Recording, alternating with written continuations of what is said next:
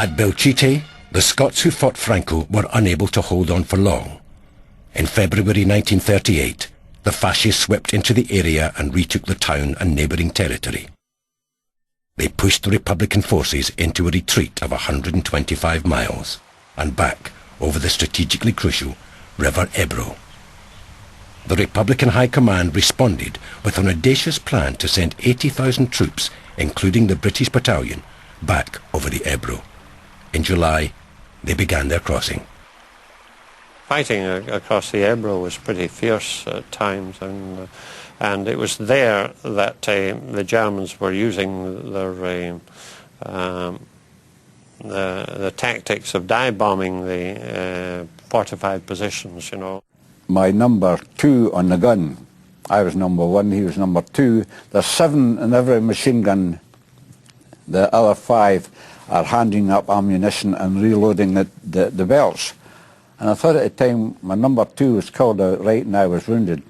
And I thought at the time, I said, well, if I'm going to get it, I hope I get it the way he gets it. But I got wounded through the knee, and I was shipped from there up to Las Palmas Hospital above Barcelona to get the wound attended to. However, fortunately it wasn't a bad wound, and it wasn't long till I rejoined the battalion again.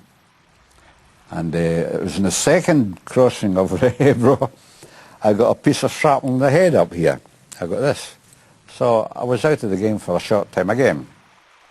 The mass crossing of the Ebro was a monumental success. Emboldened, the British battalion pressed on to the Sierra Pandols, a mountain range in Catalonia. They fought bravely and incurred severe losses through several disastrous attempts at conquering individual summits, such as the infamous Hill 481. Alan Warren became an expert on the Spanish Civil War while living in Britain. He moved to Barcelona and conducts tours of battle sites. This is the area where Hugh Mackay was, John Dunlop, Steve Fullerton, George Gowans and so many other Scots. What exactly were they here for? What were they trying to achieve? Well, the 3 international brigades of the 35th Division had crossed over at Ascol and were trying to drive west to take Gandesa and then follow on and try and reunite with the rest of the Republican Spain. But with such little supplies, they were rebuilding bridges, the bridges were being destroyed, very little supplies coming across. It was literally just people, machine guns, rifles, no heavy support, no mortars, and they were trying to get down Dessa as a modal point to try and move forward.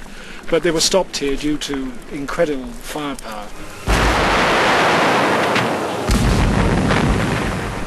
Steve Fullerton was over on this side. It's a long, narrow ridge. You can barely walk across it. The British were on that side of the hill and the further side, and Steve Fullerton and his company were trying to attack on this side.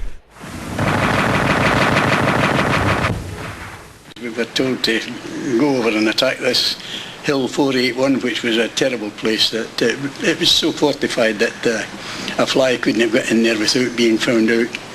And anyway, it was more or less suicide going there to attack that, but we did. And most of our comrades in that particular attack were wounded or killed. And I felt that I was the only one that was still alive, because I'm looking around, I was helping others who had been wounded, bandaging them up and one thing and another. And eventually I was told, find a hole and hide there until it's dark, which I did. I found the hole, but just as I was getting in the hole, I got shot.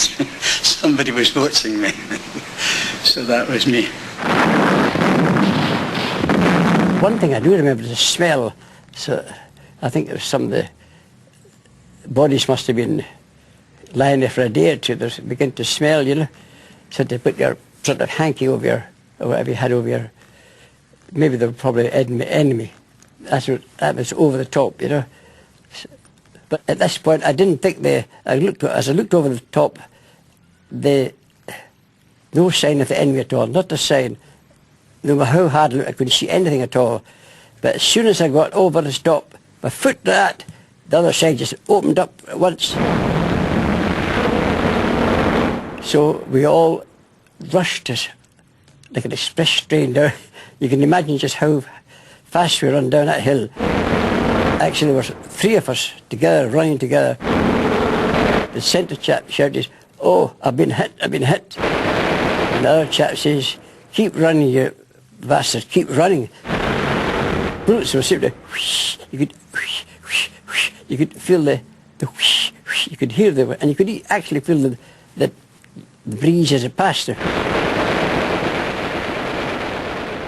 They call this place Death Valley because of the number of people who were killed trying to take Hill 481, but generally the whole area. Over in the horizon you can see about 20 or 30 windmills. The plan is to set up something like 250 windmills in a park eolic. And a lot of local people are getting very upset because some of the posters say 100,000 people died in this battle to defend Catalonia against fascism. And now they're destroying and digging up these bones to build these huge wind turbines. Atop one of the highest mountains on which Scots fought is a monument dedicated to those who fell locally. The roll call includes the names of many Scots. We've got 90 names here.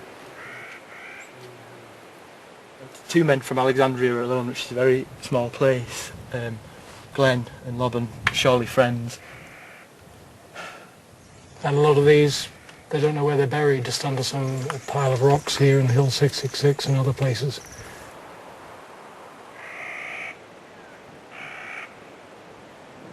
One name that was so nearly there is that of George Drever from Leith.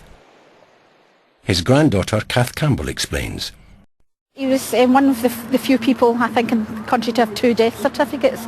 He went to Spain early in 1938, and after a couple of weeks training was sent to the Aragon front.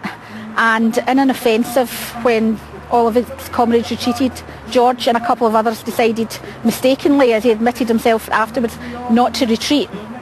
Found themselves cut off and were subsequently captured a couple of days later by the fascists. The problem was that his other comrades assumed that they were missing, presumed dead in action, and this was relayed back to Edinburgh, to Leith, to my granny and grandad and George's friends and comrades at the time.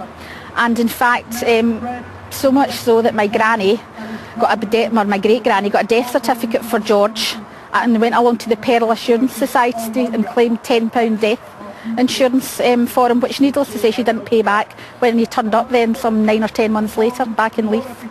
So this memorial was unveiled in May 2005 with Jack Jones, Sam Russell, Bob Doyle and Alan Menai Williams, and it commemorates the 90 British volunteers of the battalion who were killed in the Battle of the Ebro. All these lost bodies somewhere in this valley. George Park's father, Alec, fought alongside George Drever. My father often attended conferences and that. So when he went, I suppose, I assumed that it was just to wait another conference. Then eventually my mother told us he'd gone to Spain. So I must say I was immensely proud of him, because as I said, I went round collecting all the signatures of the returning international brigaders. Oh my, it's an idea. It was great. But at the same time, I also realised he was in danger. And when we got the word first that he was missing, well, that was a cause for concern. Then one day, when I came home from school, my mother says to me, George, Dad won't be coming home.